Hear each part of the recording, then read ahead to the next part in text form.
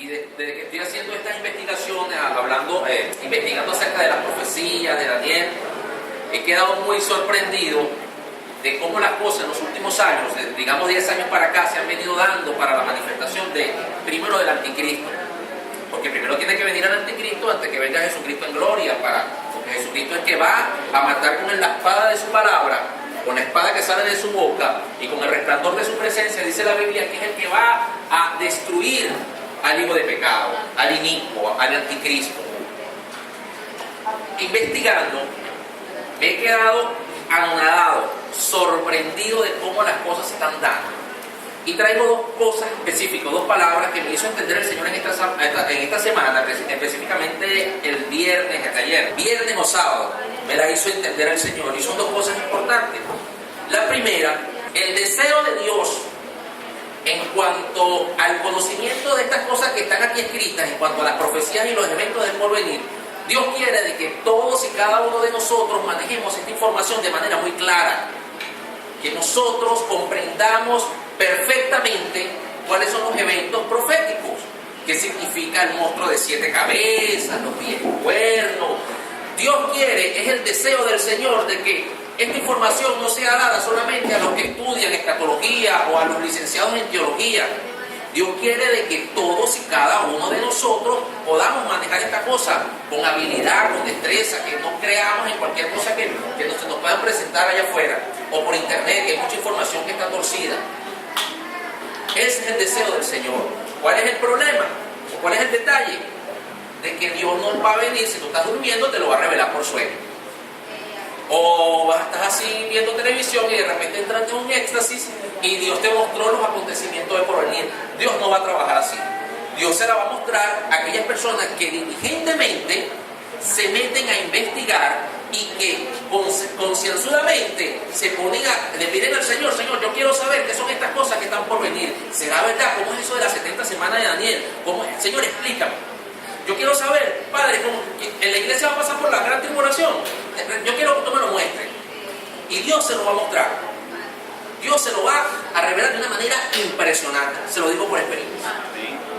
Lo segundo que me hizo sentir el Señor es que desafortunadamente la iglesia duerme. La iglesia en general está muy indiferente y muy cómoda ante los acontecimientos que están pasando en este momento. Hay mucha indiferencia.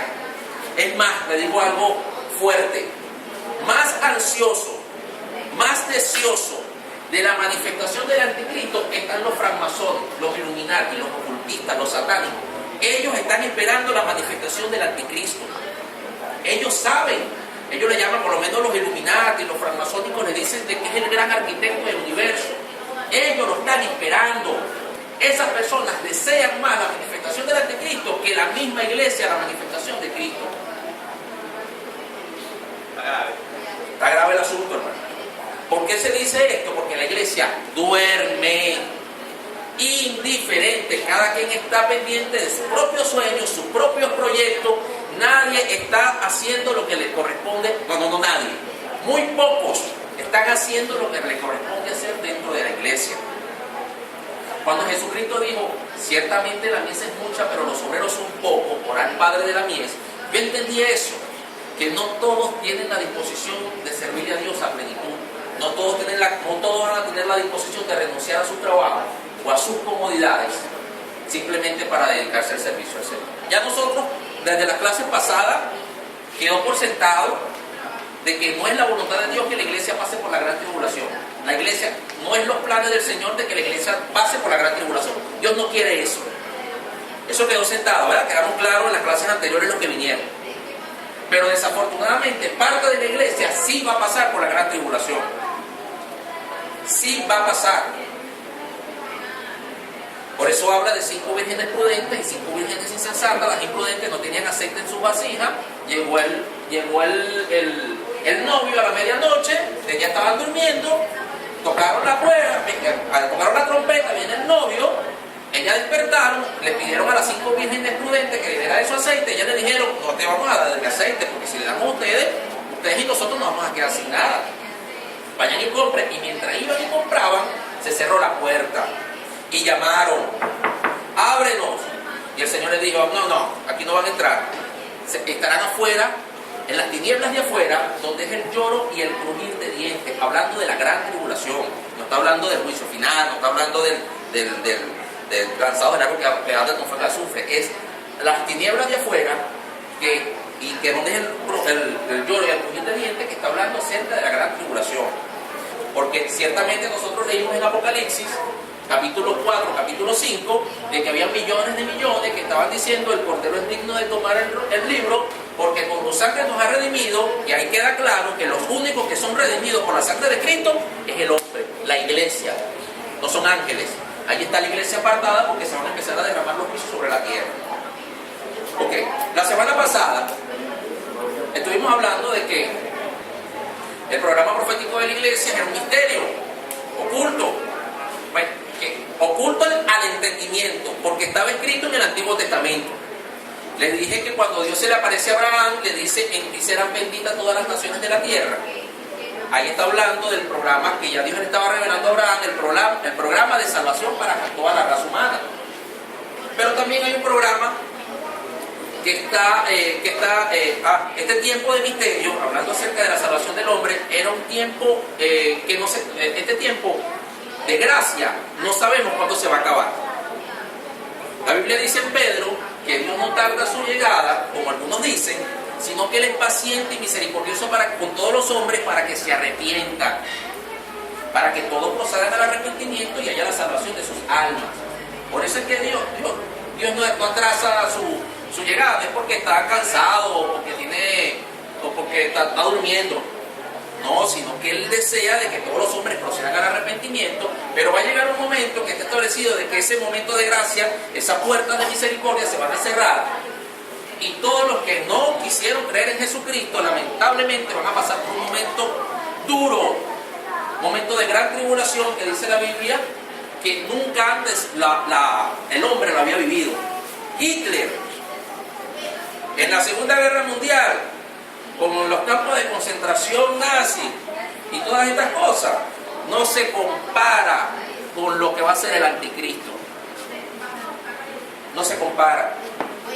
En los imperios que ya han pasado por la historia de la humanidad, que han sido crueles, despiadados, asesinos, homicidas, que persiguen a sus enemigos y le causan gran sufrimiento, esas cosas no se comparan con lo que va a ser el anticristo cuando Él se manifieste. No se compara. Por eso Dios hoy le da la oportunidad a todas las personas para que se arrepientan. Hoy es el día aceptable. Hoy es el momento para que tomen las decisiones, el cual va a afectar de manera positiva toda su eternidad. Les hablé también acerca del programa profético para el pueblo de Israel, que sí hay un tiempo establecido en la Biblia. Sí hay un tiempo bien definido, y van a quedar sorprendidos cuando saquemos la cuenta de las 70 semanas, cómo fue de exacto. Hay un tiempo que está escrito, o que Dios se lo reveló a Daniel, pero no para él, porque él no entendió nada.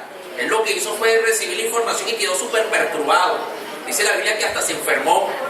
Dice la Biblia que él compadeció, se angustió el alma, el corazón, cuando vio las cosas que iban a suceder, y él no entendía.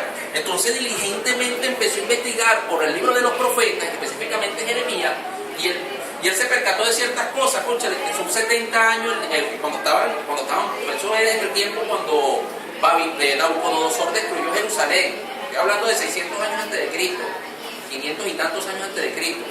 Entonces él diligentemente empezó a investigar cuándo van a ocurrir estas cosas, y es cuando se le aparece Gabriel, mostrándole el tiempo en que esas situaciones o esas visiones que él tuvo van a ocurrir. Daniel capítulo 9, versículo 20 en adelante, habla acerca de la profecía de las 70 semanas. Pero hay algo interesante. Esta profecía de las 70 semanas, como les dije, está hablando acerca del tiempo, de algo que él ya había visto. Él tuvo varias visiones antes de que el ángel se le apareciera para hablarle de estas cosas. Vamos un poquito hacia atrás. En el capítulo 2, el rey Nabucodonosor, que era el rey de Babilonia en aquel tiempo, en el segundo año de su reinado, él estaba en su cama cavilando, pensando, oye, ¿cómo van a ser esas cuestiones? ¿Cómo será el futuro? Acuérdense que los babilónicos tenían mucha tendencia, que ellos creían mucho en adivinos, en astrólogos, y tenían muchos sabios, y ellos constantemente estaban con si la carta del tarot, que si, que va a pasar, todas estas cosas. Ellos querían saber las cosas del futuro. Y Nabucodonosor estaba en su cama pensando y pensando, y Dios, por eso yo le digo que Dios quiere revelarnos estas cosas, pero nosotros tenemos que tener la disposición correcta, desear saber, desear conocer.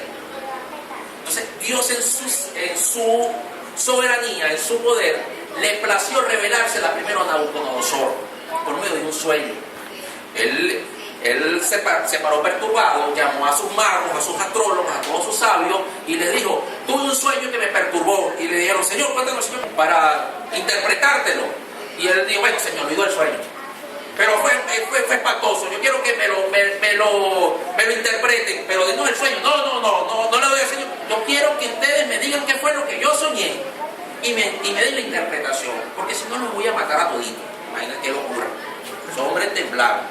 Oye, pero ¿cómo es posible? Primero tienes que decirnos qué fue lo que tú soñaste para nosotros darte la interpretación. Entonces digo: no, ¿tú crees que yo soy bobo? Ustedes vienen y me dicen qué fue lo que yo soñé para saber si es real lo que yo soñé. Entonces, como nadie se lo reveló, entonces mandó a ejecutar a todos los magos, y cuando fueron a matar a Daniel, el capitán de la guardia de Nabucodonosor, Daniel le pregunta muy prudentemente, le dice: oye, pero ¿qué es lo que pasó? Y entonces el capitán le echa el cuento: no, mira, pasó esto y esto. Entonces, bueno, dame un momento, dile al rey para que yo voy a entrar en oración, y yo le voy a pedir al Dios verdadero, al Dios de los cielos, que me lo muestre, y yo le doy la interpretación. Efectivamente así fue. Fue Daniel y le dio la interpretación a Nabucodonosor, y le dice: mira, rey que vive para siempre, Dios es el que pone y que quita reyes, Él es el que establece los tiempos, Él tiene el control de absolutamente todo, Él es la cabeza de todo. Y Él ha placido revelarme a mí, no que yo sea muy inteligente, sino que Él ha placido revelarme a mí para que tú lo conozcas. Él vio una imagen, una estatua, que tenía la cabeza de oro, los brazos de plata, la cadera aquí del vientre hacia los muslos de bronce, y las piernas de hierro, y los pies de barro y hierro. Eso hablaba de que iban a haber los próximos imperios que iban a gobernar la raza humana. La cabeza de oro simbolizaba el imperio babilónico, los brazos de plata simbolizaban el imperio medo-persa, los muslos de bronce, eso simbolizaba a Alejandro Magno, el imperio macedónico. Las piernas de hierro simbolizaban el imperio romano, y los pies de hierro mezclados con barro simbolizaban el reinado del anticristo. Entonces se desprendió con una montaña del cielo, cayó en los pies y desmenuzó completamente esa imagen, y no quedó nada. Eso simbolizaba de que la piedra es el reino de Jesucristo, que va a venir a destruir todos los gobiernos de la tierra que no sirven para nada. Reino de injusticia, a homicidio, asesinato, toda cosa mala que nosotros estamos viendo en ese momento, va a venir Cristo un día a destruir todo este sistema, que simplemente el que lo gobierna es Satanás. Por eso es que vemos que hay tantas injusticias, tantas guerras, tantas cosas malas, porque la mente maestra detrás de todo eso lo hablamos en una clase, que la mente maestra, el que planifica todas estas cosas en la tierra, es nada más y nada menos que Satanás. Ok, esa fue la primera visión que se empezó a dar. Ya Dios empezó a dar los primeros, como que dice, las primeras cucharaditas. Después, a pasar el tiempo, Daniel tuvo otro sueño, otra visión. Vio 4 bestias. Primero vio el mar azotado por una tremenda tempestad, y vio que del mar salieron 4 bestias. La primera era un león con alas. La segunda era un oso que tenía un lado más fuerte que el otro, con 3 costillas en la boca. La tercera visión era un leopardo con 4 cabezas, 4 alas, y había una bestia más horrenda que las otras 3, que él no describe.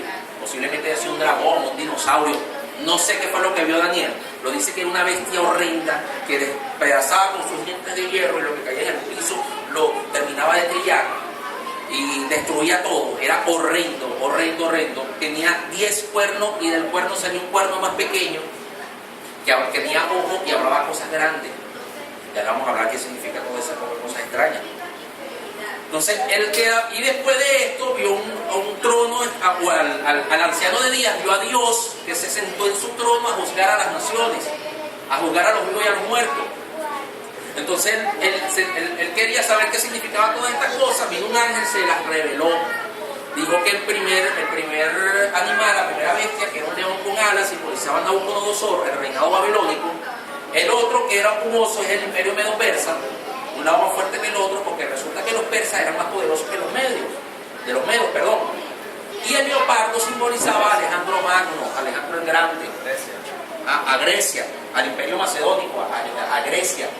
Que recordemos que Alejandro Magno, él toma el reinado, él toma la corona cuando tenía 23 años o 20 años, era muy joven. Y en el lapso de 10 años conquistó todo el mundo que se conocía en aquel momento. Llegó hasta Asia. Y si hubiese vivido 5 años más, llegará hasta Japón, imagino yo, que hubiese conquistado completamente todo el mundo que se conocía en aquel momento. Pero la Biblia dice que tenía 4 cabezas, el leopardo, se simbolizaba Alejandro Magno o el reinado de Grecia, y tenía 4 alas. Eso simbolizaba que después de su muerte el reinado fue dividido en 4 territorios. Las cabezas significan territorio. Y si nosotros vamos al libro de Historia Universal, nos damos cuenta que después de la muerte de Alejandro Magno, sus 4 primeros generales se repartieron todo el imperio en 4 pedazos. Por eso el leopardo tiene 4 cabezas. Y de allí viene el imperio romano, y de allí es donde van a ser la bestia, que ahorita es el mercado común europeo. Por eso estoy diciendo de que todas estas cosas se están dando.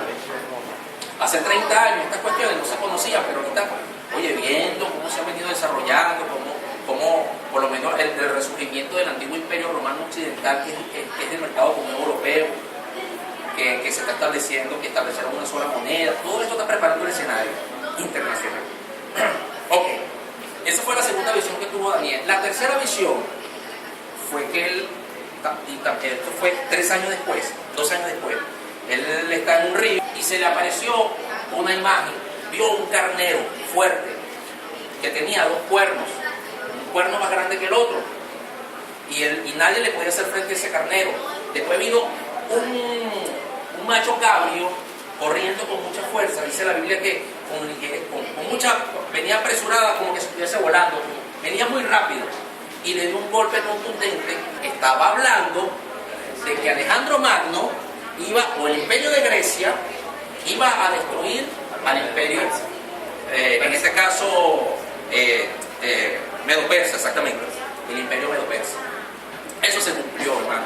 Eso lo dijo Daniel antes, como 100 años antes, y como 300, 200 años antes, y eso se cumplió. Eso está en la historia, eso es real. Ok, de ese macho cabrío, dice la Biblia ahí que se levantó, el cuerno fue quebrado y salieron, dice, y cuando el cuerno fue quebrado, se sucedió 4 en su lugar, hablando de los generales que se partieron el imperio romano. Y el fin del reino de esto, cuando las transgresiones llegaron al colmo, se levantará un rey altivo de rostro y entendido en enigma, y su poder se fortalecerá, mas no por fuerza. Está hablando que del imperio romano iba a salir uno que se iba a levantar con fuerza, que era altivo de rostro y entendido en enigmas. Está hablando del anticristo. Eso todavía no ha pasado.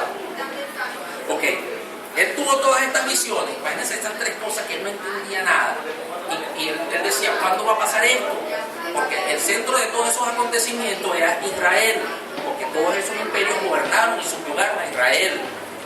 Y él decía, ¿en qué momento se va a cumplir todo esto? Y es cuando viene la revelación de las 70 semanas. Dice la Biblia que durante 21 días no comió ni bebió nada, sino que se puso a orar para que Dios le mostrase, para que Dios perdonara el pecado de Israel. Y fue cuando Gabriel se le apareció y le mostró las 70 semanas. Vamos a leer. 70 semanas están determinadas sobre tu pueblo y sobre tu santa ciudad, para terminar la prevaricación, poner fin al pecado, expiar la iniquidad, traer justicia perdurable, sellar la visión y la profecía y ungir al santo de los santos. Son 1, 2, 3, 4, 5, 6, 7 cosas que va a hacer, que va a pasar durante ese trayecto de 70 semanas. Ahora, ¿cómo es eso de 70 semanas? Son semanas de día, o sea, Semana viene siendo como 2 años. 70 semanas, como un año y piquito. Una semana con un año tiene 53 semanas, si mal no recuerdo. Viene siendo como un año y medio, más o menos, tirando un cabo. ¿Todas esas cosas se cumplieron un año y medio? No. Una semana valía 7 años. 7 semanas. Ajá, en este caso, una semana es un periodo de tiempo que consta de 7 años. ¿Dónde está esto? Si quieren anotar, lo que están anotando, en ese capítulo 29, versículo 28, y Levítico capítulo 25, versículo 8, habla de que una semana equivale a 7 años. Si nosotros agarramos y multiplicamos 70 semanas por 7, viene siendo 490 años. En un lapso de 490 años van a ocurrir todas esas cosas que Daniel vio, la manifestación de todos esos reinos, de todos esos, de que sea Alejandro Magno, que sea el Imperio Romano, todas estas cosas. Era un periodo de 490 años. Pero fíjense como dice la Biblia. En el versículo 25, ¿sabe pues y entiende que desde la salida de la orden para restaurar y edificar a Jerusalén, allí en ese momento histórico, empieza a correr esas 70 semanas? Desde la salida de la orden para la edificación, para la reedificación de Jerusalén. Hay 2 edictos en el Antiguo Testamento. Uno está en Esdras, capítulo 1, que dice que el rey Ciro, el rey de Persa, él hizo un edicto. Estableció de que todos los judíos que estaban bajo el yugo de Babilonia, porque él conquista todo ese imperio en ese momento, los que fueron sometidos por Nabucodonosor, regresaran a su tierra y reedificaran el templo, que fue destruido 70 años, o sea, unos años antes. Allí hay un edicto, pero allí no empieza, en ese momento no empieza a correr el tiempo profético o el tiempo a correr las 70 semanas. Es en el momento de la restauración que lo hizo Artajerjes. Ciro hizo el decreto de la reconstrucción del templo en el año 538 y Artajerjes, que era el rey de Persa en tiempos de Nehemías, hace el edicto para la reconstrucción de Jerusalén, para la reconstrucción de la plaza, de los muros. Toda esa historia está en Nehemías. Si quieren leerlo, es una historia tiene mucha enseñanza. Allí están todos los detalles. Nehemías, todo el libro de Nehemías habla acerca de la reedificación de Jerusalén. Eso empezó en el año 457 a.C. Ahora muy bien, sigamos leyendo aquí. Tengan sus teléfonos celulares, ahí vamos a sacar cuenta. Pónganlo en la calculadora y vamos a sacar cuenta y verán la exactitud del cumplimiento de los tiempos que Dios le dio a Daniel. ¿Sabe pues y entiende que desde la salida de la orden para restaurar y edificar a Jerusalén hasta el Mesías príncipe habrá 7 semanas y 62 semanas se volverá a edificar la plaza y el muro en tiempos angustiosos? Y después de las 62 semanas se quitará la vida del Mesías, mas no por sí, y el pueblo de un príncipe que ha de venir destruirá la ciudad y el santuario. Aquí me está estableciendo, me está diciendo de que hay 2 dentro de las 70 semanas la dividió en 2 pedazos, o en 3 pedazos, mejor dicho. Un primer pedazo de 7 semanas, un lapso de 49 años, porque 7 por 7 son 49. Y dice que en tiempo angustioso se iba a reedificar la plaza y el muro. Durante 49 años, impresionantemente, ese fue el tiempo que se tardaron los judíos para la reedificación del muro y para la reconstrucción de Jerusalén, que había sido destruida por Nabucodonosor. 49 años.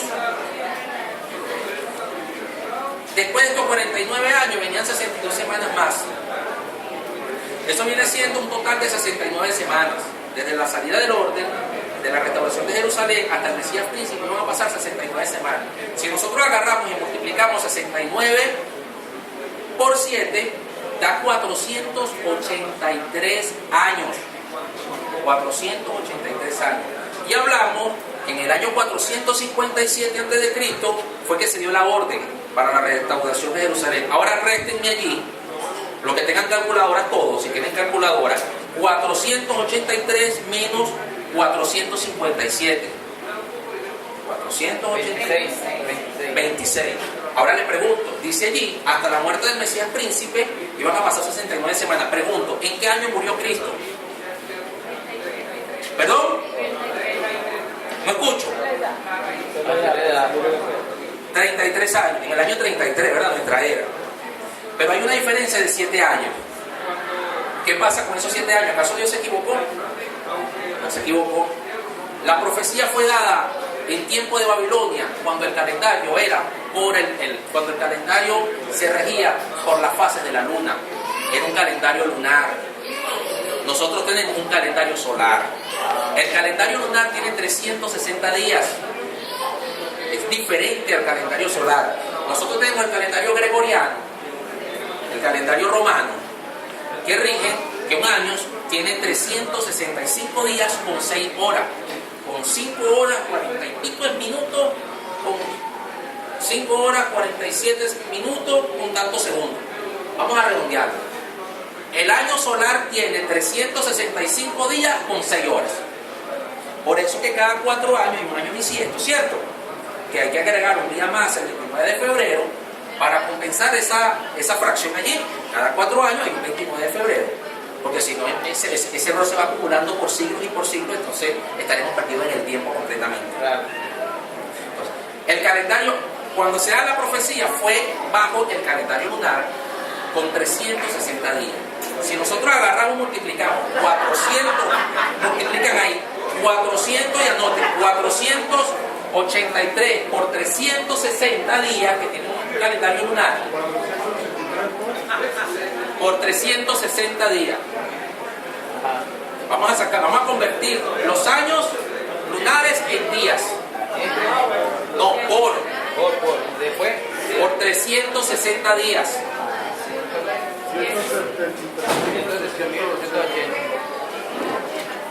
173.860, 80, ¿verdad? Ahora vamos a multiplicar 483 años, que son las 69 semanas, por 365,25, que esos 365 es el calendario solar, el que nosotros nos reímos. 483 años, yo sé que esto es un poquito difícil de entender, pero 483 años, que son las 69 semanas, por 365,25 días, que es el calendario nuestro.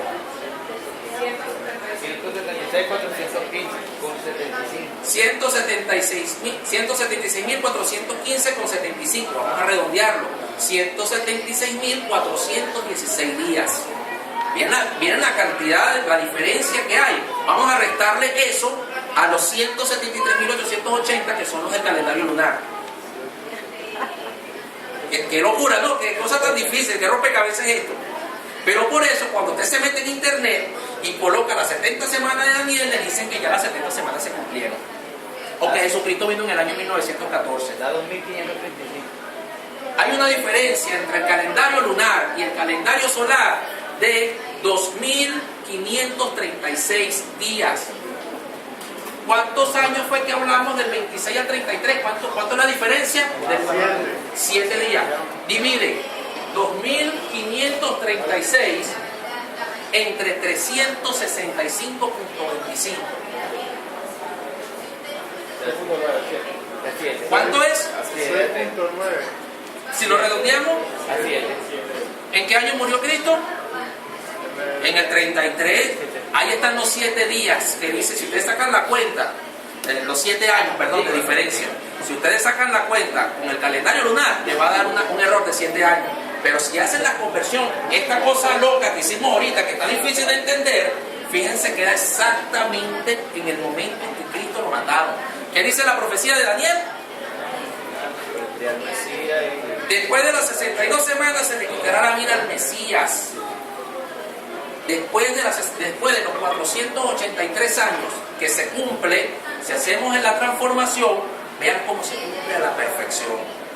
Dios no se equivocó, los equivocados somos nosotros. Si ustedes se meten en internet, yo me metí en internet investigando esto, ustedes no saben la cantidad de errores que aparecen allí. La cantidad de gente sacando cuenta y cuenta que se pelan. Y hoy, gratis, el Señor se la dio a ustedes. ¿Sí? El Señor es bueno. Pero un aplauso al Señor.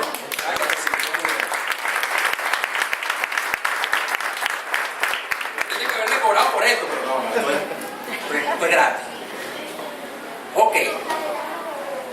En el momento de las 69 semanas falta una semana, que es la semana número 70, que es un periodo de 7 años. Sabemos que esa semana número 70 es el periodo de la gran tribulación. Vamos. Ajá. Segunda de Tesalonicenses, capítulo 2, del versículo 1 hasta el 9. Manifestación del hombre de pecado. Pero con respecto a la venida de nuestro Señor Jesucristo y nuestra reunión con Él, les rogamos, hermanos, que no nos dejen mover fácilmente de nuestro modo de pensar, ni os conturbéis ni por espíritu, ni por palabra, ni por carta como si fuera nuestra, en el sentido de que el día del Señor está cerca. Nadie les engañe en ninguna manera, porque no vendrá sin que antes venga la apostasía y se manifieste el hombre de pecado, el hijo de perdición, el cual se opone y se levanta contra todo lo que se llama Dios o es objeto de culto, tanto que se siente en el templo de Dios como Dios, haciéndose pasar por Dios. No se acuerden cuando yo todavía con ustedes les decía esto, y ahora ustedes saben lo que lo detiene, a fin de que a su debido tiempo se manifieste. Para allá está en acción el misterio de la iniquidad, solo que hay quien al presente lo detiene, hasta que él a su vez se ha quitado del medio, y entonces se manifestará aquel inicuo, a quien el Señor matará con el espíritu de su boca y destruirá con el resplandor de su venida. Inicuo, cuyo advenimiento es obra de Satanás, con gran poder y señales y prodigios mentirosos. Amén, hermano. Aquí esta parte de la carta dice, hermanos, no se dejen engañar. Cristo no se va a manifestar de forma visible, no va a establecer su reino en la tierra hasta que primero venga. Primero tiene que venir el hijo de iniquidad, el anticristo. Pero todavía no viene porque hay algo que le estorba. Hay algo que está evitando que él venga. ¿Qué es eso que está evitando que él venga? Pregunto, ¿quién lo sabe? La iglesia. La iglesia está evitando de que Satanás se encarne en un hombre, que es el anticristo, y gobierne la tierra. Dios no ha derramado, la semana 70 no ha corrido todavía, es porque hay algo que lo estorba, y es la iglesia, somos nosotros. Porque dice que nadie lo deje, que nadie nos perturbe, no se dejen perturbar por nadie. Porque hay quienes dicen que ya Cristo llegó. Hay quienes se hacen llamar Cristo. ¿Cómo se llamaba el que murió en estos días? Miranda. Jesús Miranda. Hermano, uno escuchaba a Jesús Miranda y daba, perdón la expresión, daba ganas de vomitar. Él decía de que él era Jesucristo hombre. Le llamaban papito. Y le llamaban papito, que era una iglesia. Y es impresionante cómo la gente lo veneraba y lo adoraba. Jesucristo hombre, me tocó. Bueno, ese Jesucristo hombre murió de cáncer. No resucitó. No ha resucitado. Ni va a resucitar tampoco, porque no es. Así se han levantado muchos otros. Había un chino, no me acuerdo, era una secta extraña ahí en China. Un coreano. Era un coreano, un asiático, por allá era la cosa. Ese asiático era otro loco, endemoniado, que tenía el diablo adentro, que fue el que también se hizo pasar por Dios y mandó a matar un poco de gente. Él está preso todavía, está vivo. Hizo un ataque terrorista en uno de los trenes allá en Corea y se murieron un poco intoxicados con un ataque de un arma química. Gasolina. ¿Ah? ¿Gas qué? Gasolina. Bueno, hermano, venga de la clase. Tú sabes más que yo de esas cosas. Bueno, hay personas que se hacen llamar Cristo y eso estaba escrito. Jesucristo dijo, ante estas cosas, van a ver, vamos a buscar Mateo 24. Los discípulos le preguntan al maestro, ¿cómo serán estas cosas? De que cuando venga el anticristo, cuando tú restaures tu reino, ¿cómo es esto, Señor? Háblanos de eso, queremos escuchar. Entonces el Señor le dice en Mateo capítulo 24, una historia que nosotros hemos leído muchas veces. Dice, y estando sentados en el monte de los olivos, los discípulos se acercaron aparte diciendo, dinos, ¿cuándo serán estas cosas y qué señales habrá de tu venida y del fin del siglo? Respondió Jesús y le dijo, mira que nadie de se engañe, porque vendrán muchos en tu nombre diciendo, yo soy el Cristo, y a muchos se engañarán. Hay otro dato importante, Cristo es ungido. Hay muchos en mi nombre diciendo, yo soy el ungido. ¿Cuántos no hemos visto en enlaces diciendo que ellos son el ungido? O por allí. No, yo soy el ungido. Yo soy, créanme a mí, yo soy el hombre que Dios puso para que ustedes me sigan a mí. Hay un espíritu, dice en Primera de Juan, de que el espíritu del anticristo ya está operando desde el mismo momento que Jesucristo nació. Ese espíritu del anticristo son esas personas que estuvieron dentro de nosotros, pero salieron de nosotros. Yo estoy convencido hoy, sin error equivocarme, que César Castellano es uno de esos tantos anticristos. Y lo digo con toda la responsabilidad del caso. Ese hombre es un anticristo. Él presentó otro evangelio, un nuevo evangelio, donde tu bautismo, que si no crees en su visión, donde tu bautismo ya no vale, tienes que volverte a bautizar, que para ser salvo tienes que pasar por un preencuentro, un encuentro, un reencuentro, un posencuentro, donde hacen regresión de una gran cantidad de cosas ocultas que ellos te hacen un pacto de silencio que no pueden decir nada. Ese hombre, lo digo sin temor a equivocarme, tiene el espíritu del anticristo adentro, porque la cantidad de enseñanza y de ataduras que le colocan a la gente que están allí es impresionante, hermano. Ellos no leen la Biblia, ellos no estudian la Biblia como lo estamos estudiando nosotros. Ellos leen sus libros, cuál testigo de Jehová con el atalaya, con el despertar, filtran la información de la Biblia e imponen su ideología. Ese es el espíritu del anticristo que está operando, que eran de nosotros, estaban dentro de la iglesia, pero nunca fueron de nosotros, porque si hubiesen sido de nosotros, hubiesen permanecido con la doctrina. Hay otro caso importante. La Biblia dice de que estas personas negarán al Señor, lo negarán, dirán, no, que ellos dicen de que Cristo no es Cristo. Si nosotros escuchamos a César Castellano o a cualquiera de estas personas de falsas doctrinas, ellos nunca dirán que Jesucristo no es Dios. No lo van a escuchar de su boca. Pero ¿cómo lo negarán? Con sus doctrinas, Claro. con sus enseñanzas. Yo una vez fui testigo de un hombre que se paró en una iglesia y empezó a sugestionar a la iglesia. Él venía bien con su predicación y empezó a sacarle dinero, a sacarle las prendas a la gente. Yo me tuve que parar y salir, porque el hombre le pidió, para tratar de sugestionar al pueblo, él le dijo a la esposa: mi amor, búscame la chequera.